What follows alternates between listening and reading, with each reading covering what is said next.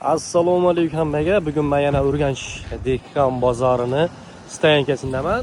Yodlaringizda bo'lsa, saytli stoyanka bo'loldi deyildi. Bo'limini asfalt aytibdilar, mayli, uni qo'yib turaylik.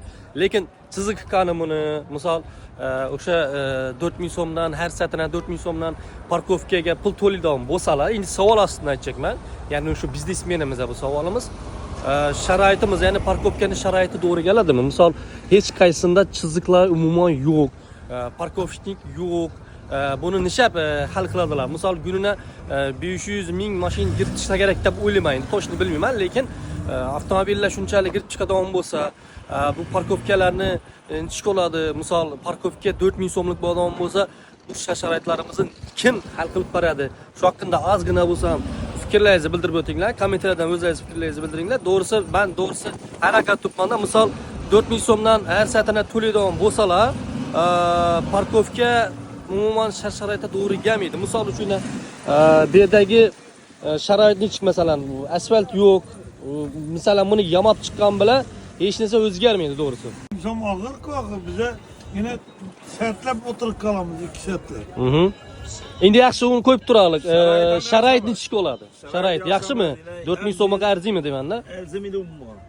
Yo misol hozir 4000 so'mdan 2 setlab 3 setlab o'tirib qolsangiz 8000, undan ham ko'proq pul bo'ladi, to'g'rimi? Lekin sharoitni masalan chiziqlari yo'q, oddiygina asfalt o'zi yo'q-da, benana. Asfalt ko'psi endi yamabdilar, lekin baribir sharoit yo'q-da, to'g'risi. Chunki misol mayli 4000 so'mdan to'laylik deylik, lekin sharoit to'g'ri kelmaydi. Bu sharoitni to'g'rilab qo'yish kerak-ku birinchi navbatda.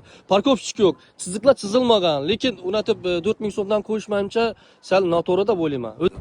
Toshkentda qaraydi bu. Toshkentda Novoy Ispan mashkinda. Mesela foydalanish uchun obyektlar bor, toshkalari bor masalan. Qululkalari bor. Bu yerda umuman sharoit yo'q degan mer restoran mobil.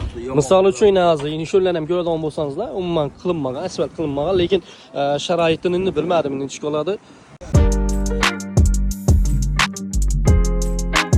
Xo'sh, ikkinchisida sizlarga tushuntiradigan bo'lsam, chekni olganingizdan keyin saytga qarab, bu yerda sizni o'sha monitoring qiladi va sayt ichidan necha kirib chiqqaningiz hammasi ko'riladi va shuni o'zimda nechasini to'lashingiz ma'lum bo'ladi. Bir sayt kirib chiqqan bo'lsangiz 4000 so'm va agar bir saytdan ko'p bo'lgan bo'lsa, shunga qarab summalar belgilanib boriladi, ustidan qo'shiladi.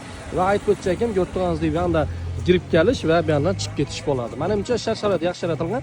Yerda chiqdiga yaxshi, lekin umumiy olganda hamma sharoitlarni yaratib qo'ysalar, nur ustuna a'lo nur bo'lardi. Menimcha fikrlaringizni o'zingiz kommentariyada yozib qoldiring va menimcha sizlarga kerak bo'lgan video deb o'ylayman.